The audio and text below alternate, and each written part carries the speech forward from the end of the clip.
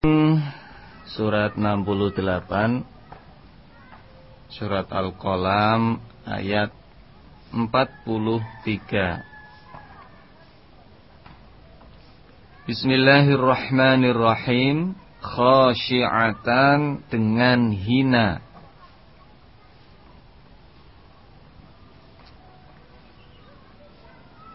Apa absaruhum,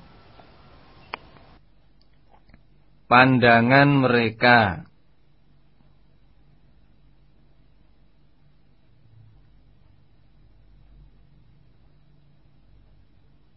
Tarhaquhum, menutupi pada mereka apa? Zillatun, kehinaan. Zillatun, kehinaan. Ini masih lanjutan ayat 42 yang menjelaskan pada hari kiamat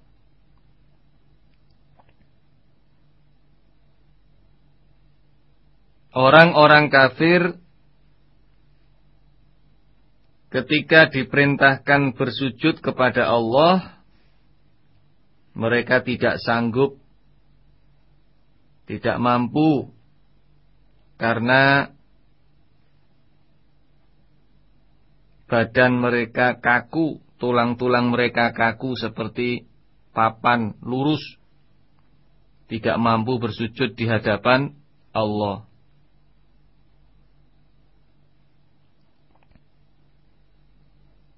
Nah, mereka itu adalah khasyi'atan absaruhum, hina pandangan mereka, dalam keadaan pandangan mereka hina, maksudnya tertunduk ke bawah, ketakutan, betul-betul merasa dirinya asor. Tarhaquhum zillah, sedangkan ya mereka itu juga ditutupi kehinaan. Badannya, seluruh badannya ditutupi atau diliputi dengan kehinaan. Yang dimaksud kehinaan ini adalah siksa.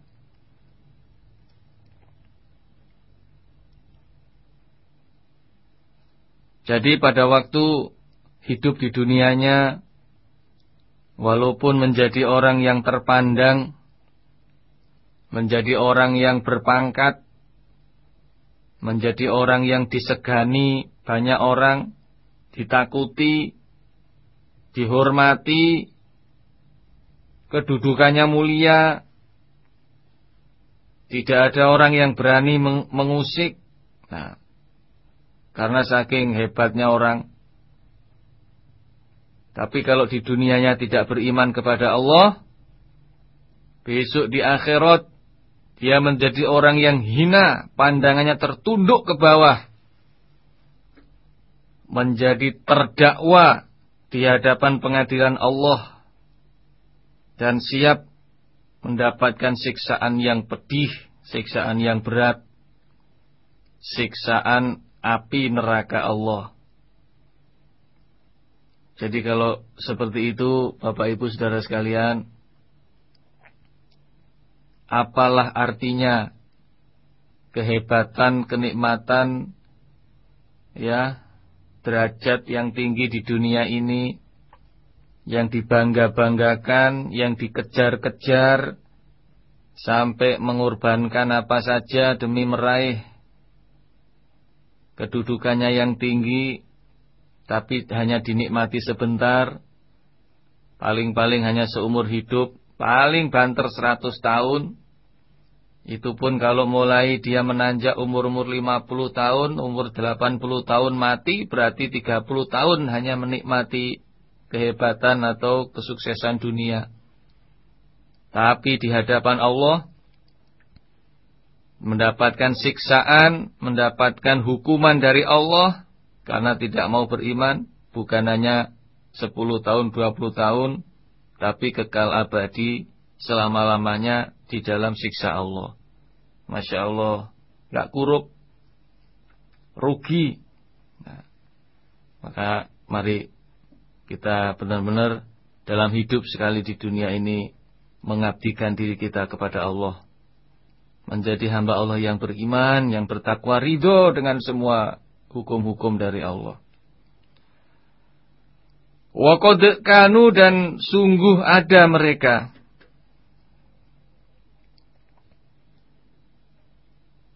Yud'auna, diajak mereka atau dipanggil mereka waktu di dunia. Ila sujudi, pada sujud. Diajak bersujud kepada Allah.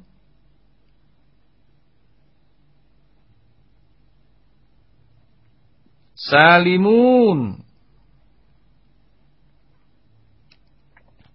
orang-orang yang selamat. Orang-orang yang selamat, maksudnya orang-orang yang sehat. Artinya wahum as-sihhatu fala ya'tunaha. Jadi mereka-mereka itu pada waktu hidup di dunianya, ketika diajak bersujud, mereka tidak mau mendatangi ajakan itu, padahal badannya sehat, mampu, kuat. Tetapi tidak mau bersujud kepada Allah.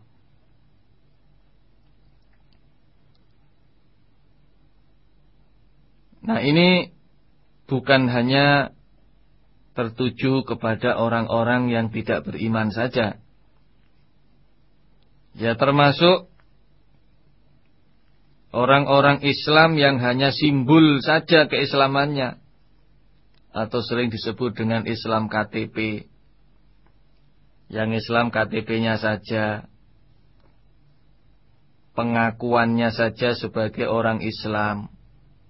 Tapi diajak sujud, diajak sholat angel, diajak sholat berat. Bahkan tidak merasa kalau sholat itu merupakan kewajiban. Sehingga kalau sudah senang dengan kegiatannya, sudah asik dengan kegiatannya, datang waktu sholat, ya enggak sholat. Terus saja melaksanakan atau melanjutkan kegiatannya sampai waktu sholatnya habis. Sampai waktu sholat habis, masih terus santai-santai sampai waktu sholat berikutnya habis lagi.